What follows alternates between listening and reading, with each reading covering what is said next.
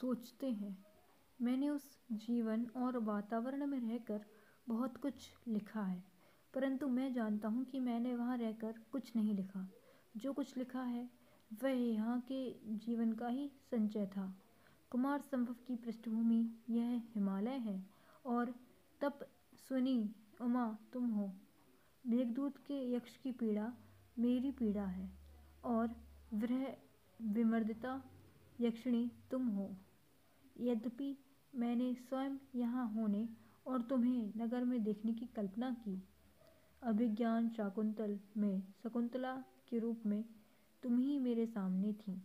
मैंने जब जब लिखने का प्रयत्न किया तुम्हारे और अपने जीवन के इतिहास को फिर दोहराया, और जब उससे हटकर लिखना चाहा तो रचना प्राणवान नहीं हुई। रघुवंश में अज का विलाप मेरी ही वेदना की अभिव्यक्ति है। और मल्लिका दोनों हाथों में मुंह छिपा लेती है। कालिदास सहसा बोलते बोलते रुक जाता है और क्षण भर उसकी ओर देखता रहता है। चाहता था तुम यह सब पढ़ पाती, परंतु सूत्र कुछ इस रूप में टूटा था कि मल्लिका मुंह से हाथ हटाकर नकारात्मक भाव से सिर हिलाती है।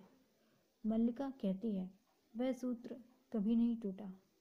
उठकर वस्त्र में लिपटे पन्ने कोने से उठा लेती है और कालिदास के हाथ में रख देती है। कालिदास पन्ने पलटकर देखता है। कालिदास कहता है, मेघदूत, तुम्हारे पास मेघदूत की प्रतिलिपि कैसे पहुंच गई? मल्लिका कहती है, मेरे पास तुम्हारी सब रचनाएं हैं। रघुवंश और शाकुंतलम की प्रतियां कुछ ही मास पहले मुझे मिल पाई हैं। कालिदास कहता है, तुम्हारे पास मेरी सब रचनाएं हैं, परंतु वे यहाँ कैसे उपलब्ध हुई? क्या? मल्लिका कहती है, उज्जैनी के व्यवसायी कभी कभी इस मार्ग से होकर भी जाते हैं। कालिदास कहता है, और उनके पास ये प्रतिलिपियां मिल जाती हैं। मल्लिका कहती है, मैंने कहकर मंगवाई थी। वर्ष 2 वर्ष में कहीं एक प्रतिलिपि मिल पाती थी। कालिदास कहता है, और इनके लिए धन? मल्लिका कहती है, वर्ष 2 वर्ष में एक प्रति मिल पाती थी। धन एकत्रित करने के लिए बहुत समय रहता था। कालिदास सिर झुकाए आसन पर आ बैठता है।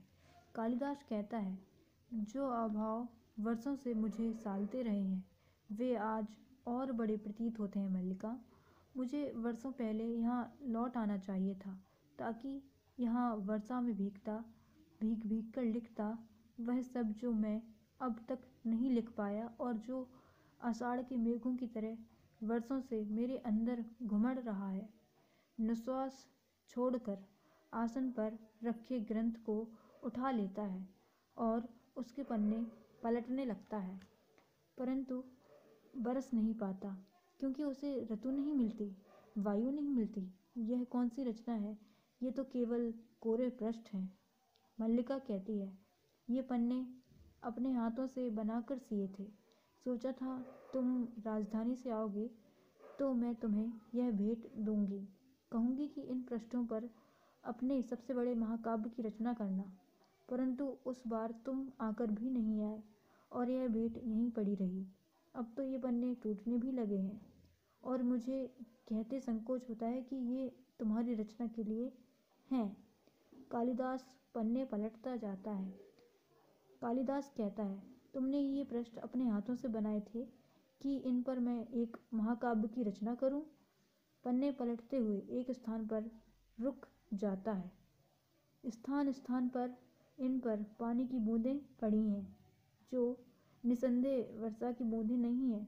लगता है तुमने अपनी आँखों से इन कोरे पृष्ठों पर बहुत कुछ लिखा है, और आँखों से ही नहीं, स्थान स्थान पर ये पृष्ठ स्वेद कणों से मैले हुए हैं। स्थान स्थान पर फूलों की सूखी पत्तियों ने अपने रंग इन पर छोड़ दिए हैं। कई स्थानों पर तुम्हारे नखों ने इन्हें छीला है, तुम्हारे दांतों ने इन्हें काटा है, और इसके अतिरिक्त ये ग्रीष्म की धूप के हल्के गहरे रंग, हेमंत की पत्र धूलि और इस घर की सीलन, ये पृष्ठ अब कोरे कहाँ है मल्लिका? इन पर एक महाकाव्य की रचना हो चुकी है, अनंत सर्गों के महाकाव्य की ग्रंथ रख देता है। इन पृष्ठों पर अब नया कुछ क्या लिखा जा सकता है? उठकर झरोखे के पास चला जाता है, कुछ क्षण बाहर देखता रहता है, फिर मल्लिका की ओर मुड़ आता है। परंतु इसके आगे भी तो जीवन शेष है। हम फिर अत से आरंभ कर सकते हैं। Thanks for watching. Like, share and subscribe my channel.